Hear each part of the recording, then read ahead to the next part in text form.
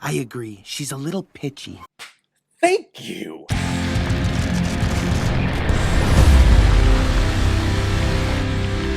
Frozen 2, released in 2019 and is directed by Chris Buck and Jennifer Lee, who are also behind such films like Tarzan, Surf's Up, and Frozen. And this film is starring the voice cast of Idina Menzel, Kristen Bell, Josh Gad, and Jonathan Groff. Frozen 2 picks up right where the first Frozen film left off. The Queen and Princess of Arendelle, Elsa and Anna, are celebrating autumn in the kingdom. However, strange elemental events are happening all around them, and Elsa starts hearing a strange voice in her head. And one night, Elsa and Anna, accompanied by Olaf, Kristoff, and Sven, decide to venture into the nearby enchanted wood in an attempt to fix the elemental happenings that are happening all around them, and to befriend the elemental spirits that they unknowingly awaken. In the midst of this journey, several kept secrets about the establishment of Arendelle come to light, and the gang tries to right the wrongs of their past. So I remember watching the very first Frozen film when that came out, and I was very lukewarm on it. I wasn't frozen on it. I remember thinking that some of the songs were quite beautiful, especially like the tribal songs where there were big, long chants and things like that. But we only heard those songs in the beginning of the movie, like the beginning credits. We never heard them later on in the film. We never saw them from a clan of people later on. It was just, hey, here's beautiful music. And now forget about that.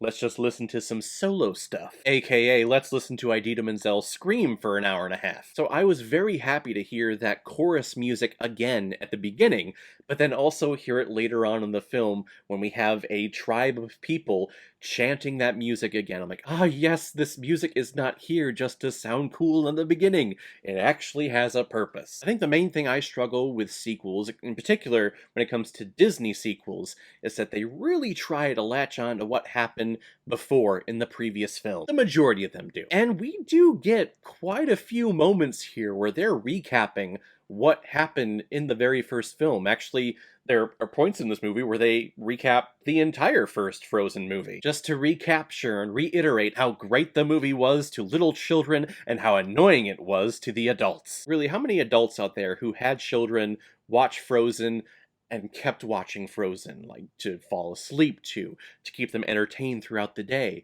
So you as parents kept hearing, let it go,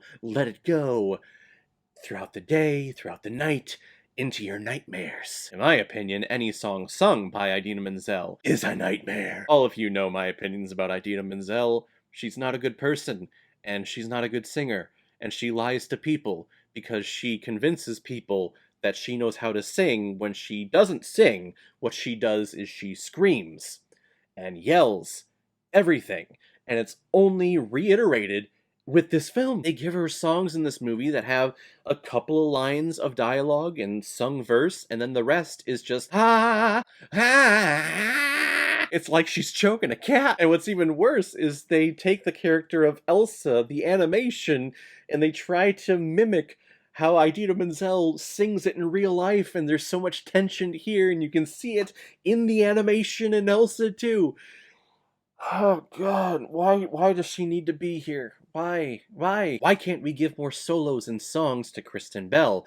She actually has a beautiful voice. Although I find the character of Anna in this film to be a little unnecessary. The only time that she actually comes into play and actually does anything here is right at the very end. And to be honest, to get her there, she didn't need to go down the path that she did, always nagging Elsa, hey, what are you doing? What are you talking about? Are you mad at me? What's going on? What did I do? Where are you going? You can't go there. It's Anna's character for this entire movie. She's the nagging Nancy for this entire film, up until the very end when she has a very sad and heartfelt moment, and then all of a sudden we get the strong Anna character that I remember from the first movie. I'm like, oh, there she is.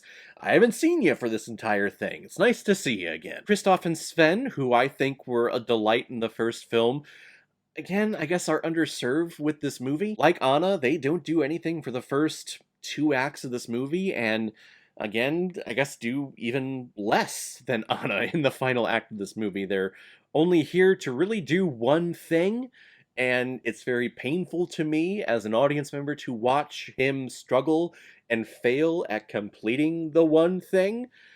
should I spoil what he's trying to do? I'm not sure. I'll do it. Whatever. He's trying to propose to Anna. Is it adorable that he's so bumbling and doesn't do it correct through the entire thing? Yeah, a little bit, but it's also kind of annoying. It's just like, dude, you gotta read the situation. You gotta read the vibe here. Don't take advice from Sven, he's a reindeer. They get to the enchanted forest and they're all creeped out by things that are happening around, and then he looks over at Sven and Sven's like, yeah, I think right now is the moment to do it. Go ahead. They do have a pretty hilarious in sync Backstreet Boys like song in the middle of this movie. That was a lot of fun because I remember every boy band music video from MTV in the late 90s and early 2000s. So cheesy, so corny, and I love that it's just the complete style. Sven actually gets a voice and sings in it. It's great. I do love Jonathan Groff's voice, though. He's very good. Now, the overall story of this film, I actually really enjoy more than the very first Frozen movie. That one, it was all about repressing who you are and hiding who you are. Here, these are two characters, these are two women who know exactly who they are, and they're not afraid to show it off in front of everyone. Here, it's more of a spiritual journey, and a journey back into their past and back into their parents' past. Is it predictable? Oh yes. Oh yes. No unsuspecting double crosses though, which I know was the big thing from the very first Frozen movie. The guy who you thought was going to be the boyfriend turns out to be the villain. That doesn't happen. There is a double cross, but you could see it coming a mile away. And Josh Gad returns as Olaf, the bumbling frozen snowman who always has very intelligent and insightful things to say. I think he gets some bigger character moments in this film as well. But really, I think the big standout was the adorable little fire spirit, this little lizard iguana thing that pops up.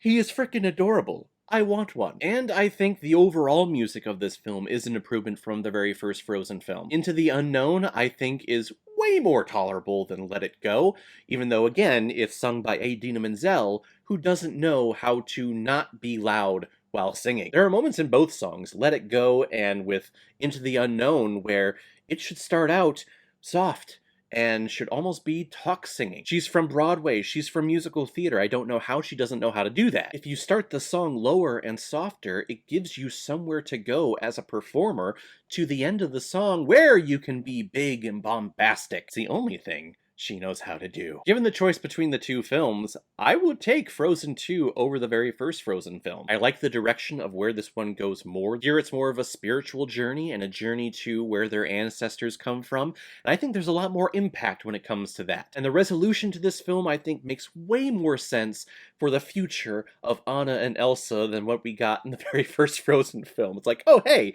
there are two of them. This makes way more sense. I'm gonna give Frozen 2 3 out of 5 Blu-rays.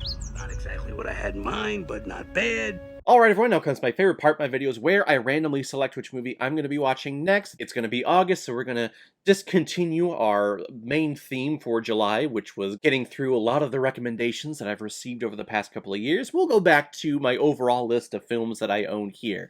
So let's take a look. Mission Impossible 3. I think that one is right there. Yep, it's right there. You see that? I got it.